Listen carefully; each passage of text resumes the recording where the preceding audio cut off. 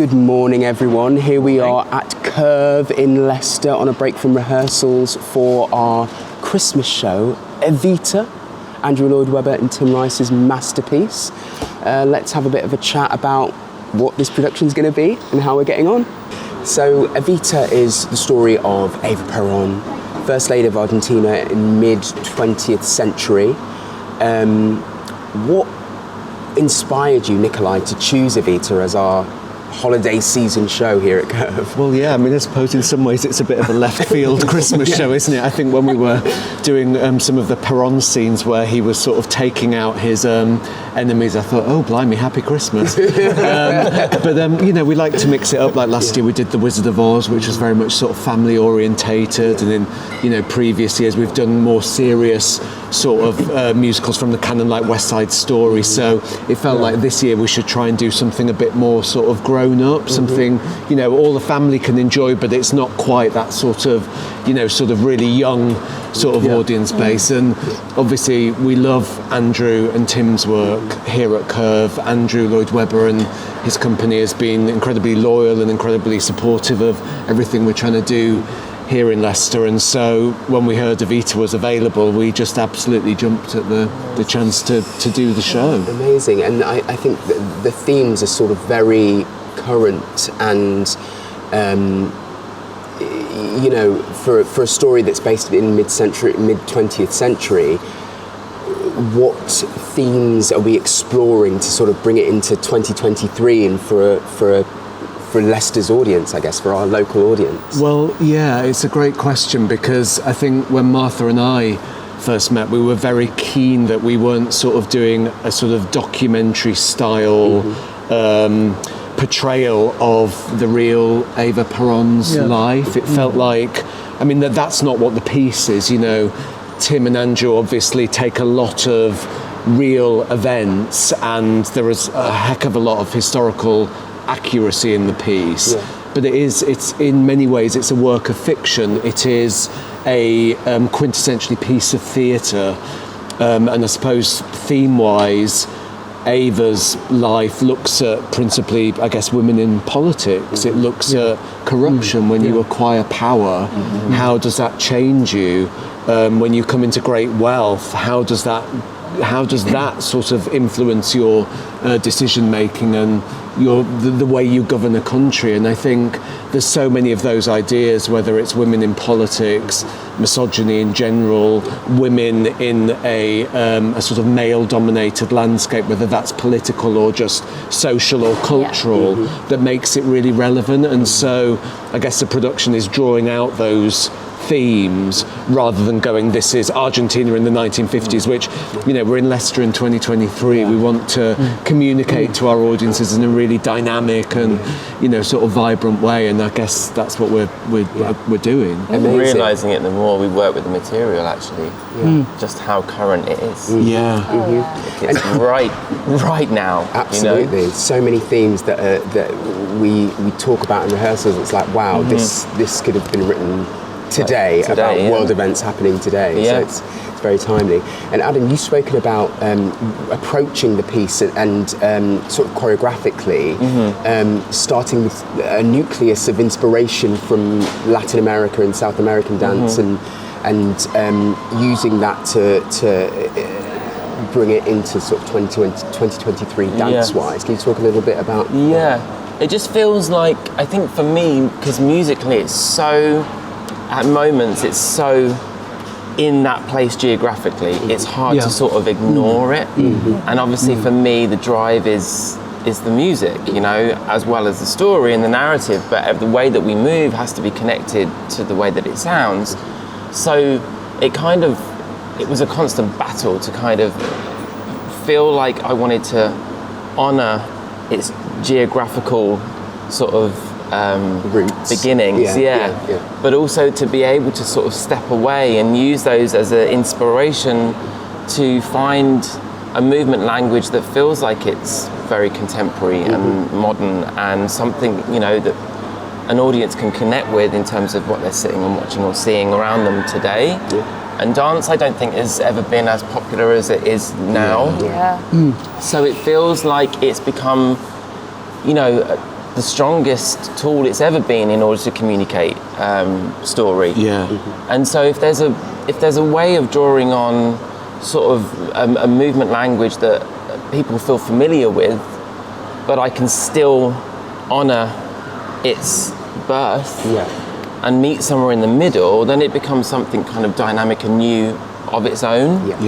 So it's not necessarily doing something completely different, it's not doing what it was, but we're ending somewhere completely fresh, I think is the aim. That's what I'm trying to sort of do, sort of deconstruct style. It's quite interesting how you think when it was written in the 70s, that even with today's modernity, taking something into today's world, and certainly here in Leicester in 2023, when Andrew and Tim conceived the idea, it's still incredibly strong, and you can carry all those original harmonic ideas, lyrical ideas, and which I enjoyed yesterday, was using the rhythms, because some of these rhythms, when you guys have learnt the material, I mean, it's a minefield of time signatures.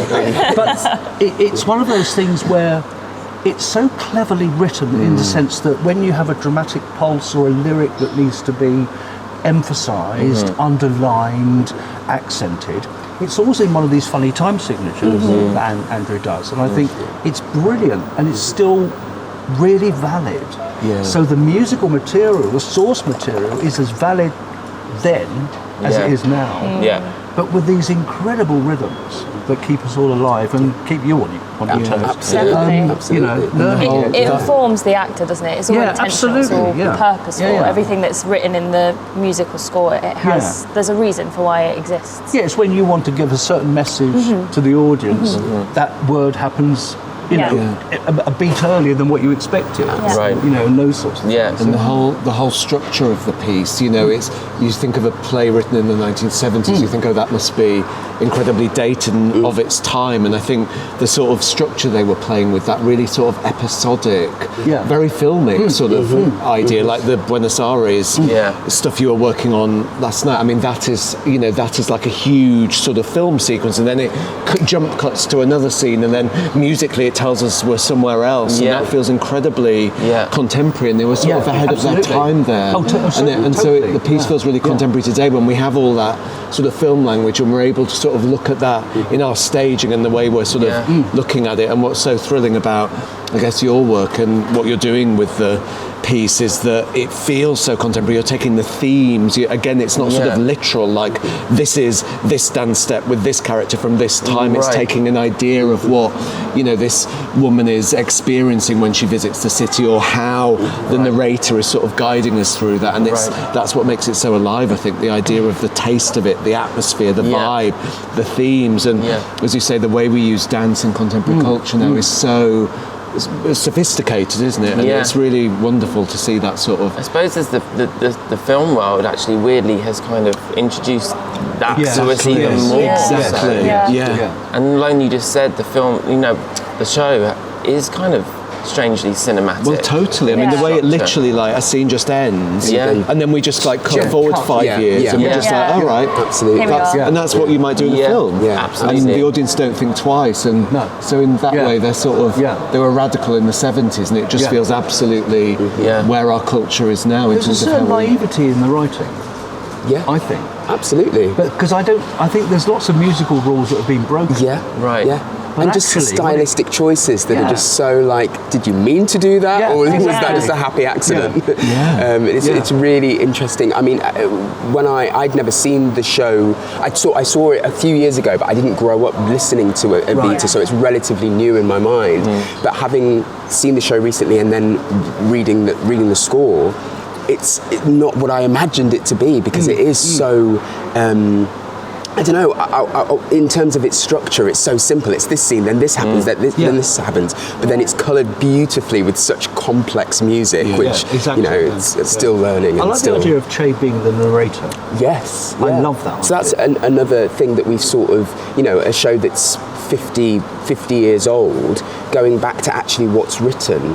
The character of Che, there's no mention of him being anything. I think it was Hal Prince in the original production that sort of gave him the status of Che Guevara, but if you actually read the script, there's no mention of that. There's no reference of Che Guevara's life, and he is actually just this everyman, shape-shifting narrator person who's a sort of a spokesperson for the piece and a connection for the audience to sort of tell the story. And that was a surprise to me when I was reading the show when the opportunity first came about. And I guess for me, in preparation for the role, I thought I'd be reading lots of interviews and watching documentaries and all that kind of stuff, and really trying to contextualize the piece in 1940s Argentina. But actually, for my character anyway, it's about the people and it's about the story and it's about the influence of Eva, and my character of Che, who we're referring to as the narrator, is an observer and is helping tell the story as opposed to being a specific character in the story. And I think that's a really, really great way of looking at it in today's... Especially because so many of us wish we could sort of stand in front of our elected officials and say, well, we feel that that's not just, or we feel that that's unethical, or the choices you've made there have had such a... Question their ideas. And, is this really how you thought it was going to go? And are you doing what you set out to do? All that kind of stuff. So it's a really interesting way of looking at the character and not sort of cementing it in one voice. He's like everyone's voice. Exactly. And just asking the questions. It's really great. How did you find preparing for your role? I really enjoyed the process, actually. I looked a lot at women in politics, especially contextualizing it into our day and age now, the treatment of women in general, but in politics specifically. I found it really fascinating to see a female politician's first addressal to a public addressal, and then to their last, or when they've run their term and they're stepping down. The disparity in their body language, the way they address people, the tone of voice they use completely shifts over their course, and it's just interesting to see the effect that it has, and specifically on women and the way in which people treat and address women in our society. So it was very much from a feminist point of view of wanting to display the disparity in politics and treatment of... And Ava was, yes, in the political sphere, but first and foremost was an actress, a celebrity.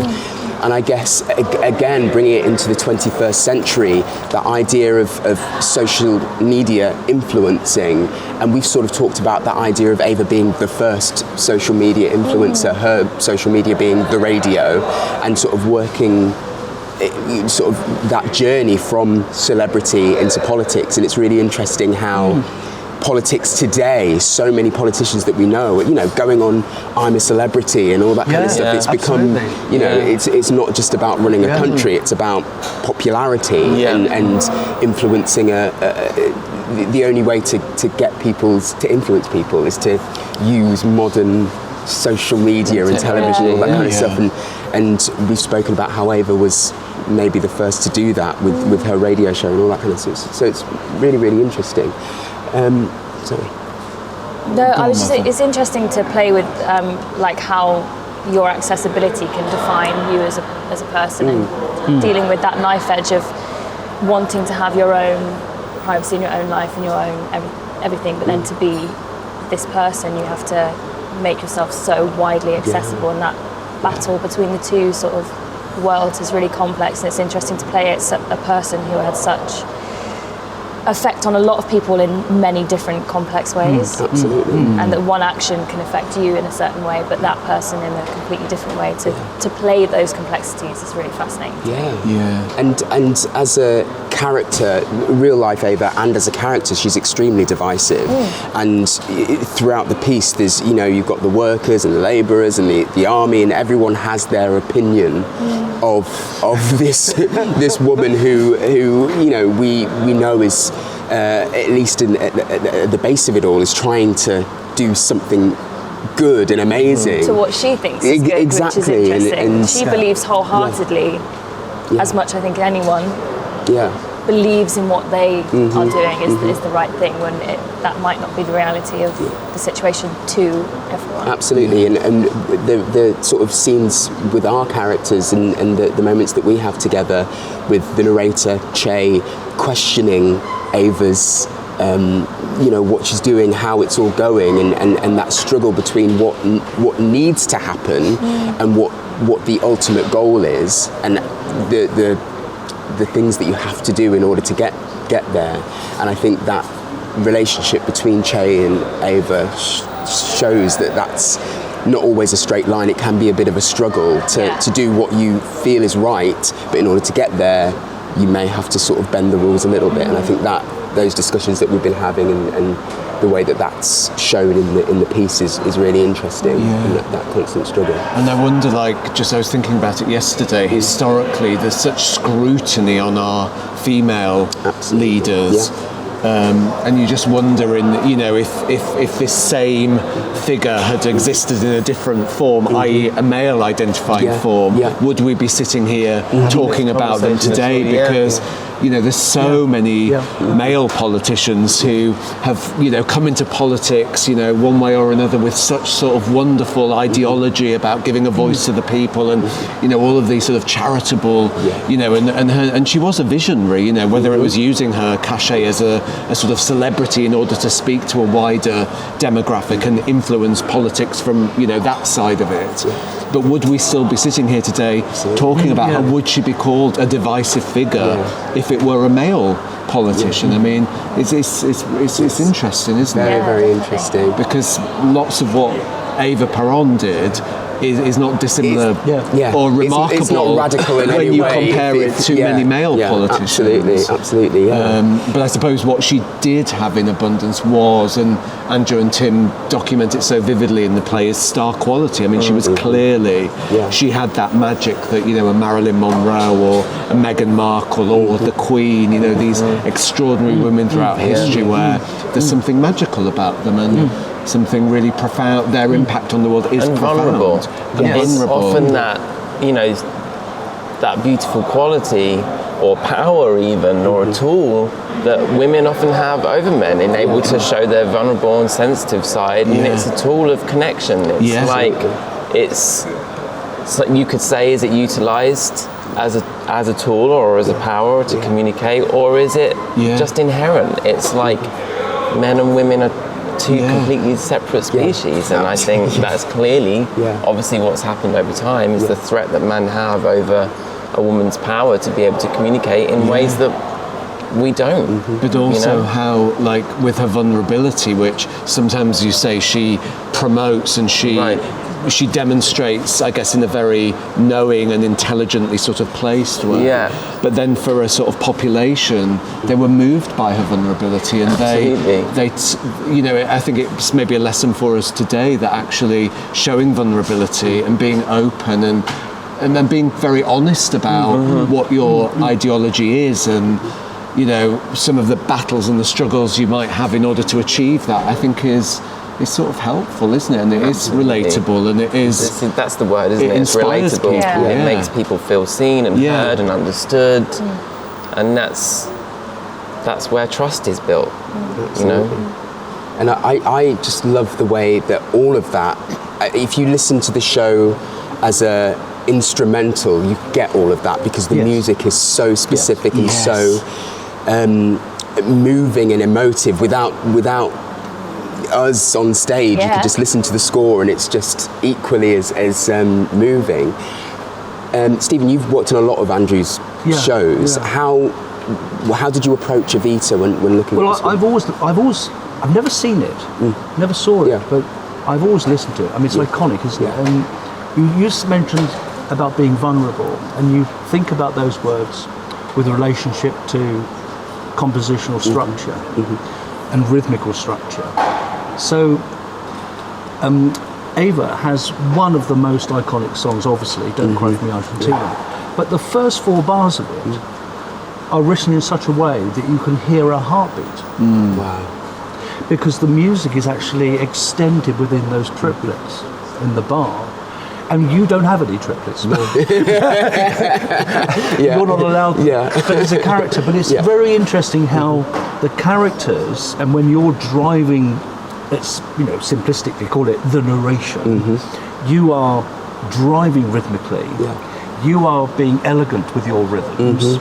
Lyrically, you're being elegant, and the orchestration matches her. The orchestration, like we were doing some wonderful choreography yesterday, like the turmoil in the rhythm and the orchestration. We haven't had the band yet, but once we hear it, all those original orchestrations, so percussive, and they're adding all this flavour to it. So the political thing, obviously, is of great interest, but this is where I think it's stood the test of time, because the music, rhythm, and those sort of choices in recitativo, when we're speaking story and singing story with these very strange melodies that we have to cope with and deal with and learn.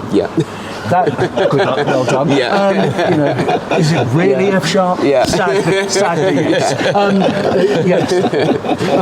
But that's what makes it. I think I've always thought about Andrew's music, and a lot of good, as he is a wonderful man of the theatre, great theatre music, it always gives the audience a sense of unease, because it makes them listen. And I've always hated working on a musical when, to be honest with you, when an audience sits back in their chair and they say, oh, he's got a lovely voice, she's got a lovely voice. No.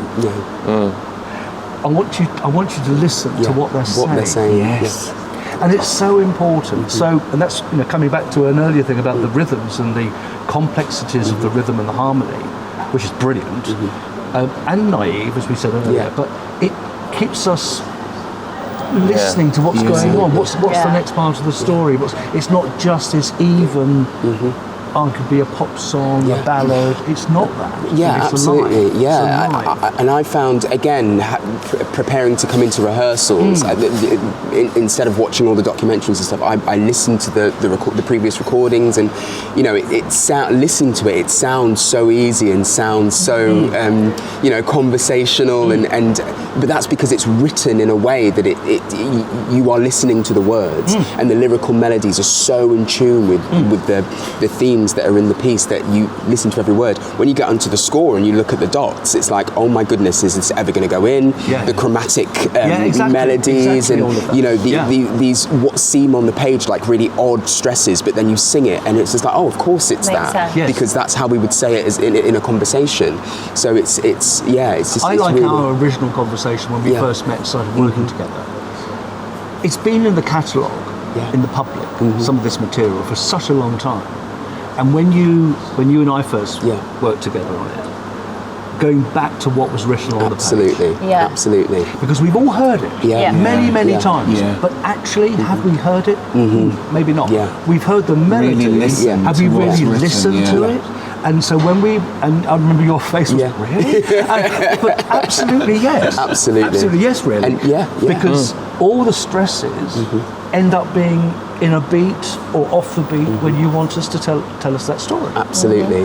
And it's that I guess that's the thing with shows that have been around for 50 odd years, is that people sing them as pop songs or as audition songs, and you're not thinking about what you're saying, you're thinking about how high I can sing and let me impress this particular audience. Whereas if you go back to actually what it is, we're telling a story. And that already just makes it feel fresh and contemporary, because it's a timeless story, as we've discussed. And so when you go back to the text and you really interrogate it, as you're all doing so brilliantly, it immediately feels fresh, and you're like, well, I've heard this song 1,000 times, it's in my cultural sort of data bank, but actually it just feels brand new, and it feels so alive. And then you get the amazing choreography and your amazing work and the amazing actors, and then you're like, wow, this is, sit back and relax as a director. I mean, I'm not very stressful. We've been talking about that. We've all said he's not doing much. But then also the clues in the music, there's so much of that sort of little incidental scene change music where you're like, what does that mean?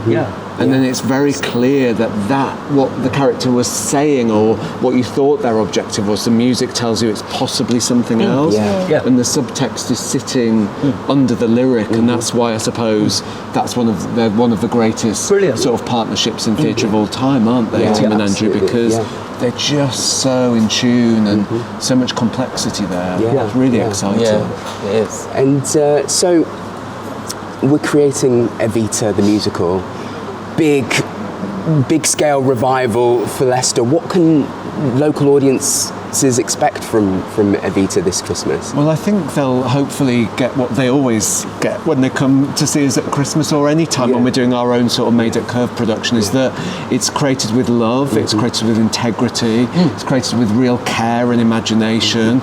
Like you've all been saying so brilliantly, we try and do something a little bit different, so we're really thinking about what the play's about, and obviously we want to give people a great night out at Christmas and at this sort of festive time of year. You know, many people come into their local theatre for the first time. We want people to have a great night and to be challenged and to think about the life of this incredible woman, the life of all of these characters, some real, some imagined in this play, and to think about their place in the world and their community and their society. And, you know, it's about changing the way we think about our lives and our world. And I think the play really speaks to today in a really dynamic and exciting way. And you know, we're not touring it, we're not going into the West End with this Evita. It's here, it's Leicester, it's one time only.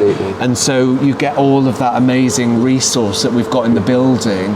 You know, it's there, you know, lifts coming out the floor, bridges flying in, walls going up and down, you know, cameras, LED walls, Adam's incredible choreography, Ed's amazing costumes. You know, it's once in a lifetime, isn't it? Leicester. I think it's going to be really exciting. Yeah, I'm very, very excited. Because it hasn't been done really in this country for quite some time. Not really, no. And this is a brand new take. Definitely not I in think this it's going to be way. absolutely wonderful. Absolutely. And like you said, it's you know, it's a spectacle in terms of incredible music and, you know, visually amazing with dancing and cameras and all that kind of stuff, but it's also educational, and people can come and learn something and take something away. But then, you know, not even necessarily about Argentina back in the 50s, but just about today's world and politics and you know, the influence people have and all that kind of stuff. So it's just a really exciting piece that I can't wait to get going with. Get right. Yeah, get right, exactly. I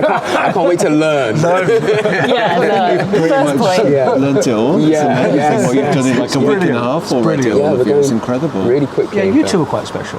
Oh, thank you very much. You But two are quite we're special. getting there, but it's going to be fun, and I haven't seen the half of it yet. I know that much. Well, we literally haven't. Haven't? Literally not. Because I just keep keep the other half is yet. Act 1 is going to be brilliant. Act 1, Act got that down. Act 2. Well, I just keep remains to be thinking that seen. we've nearly finished, like we've made it through Act 1, which feels like this mountain, and then I keep thinking, oh my God, we've got Act 2. Yeah. There's more. Apparently. But Should we go upstairs? Yeah, and crack absolutely. on? Yes, let's go get do some going. work. Yeah, Let's go do brilliant. some work. It's not Act 2.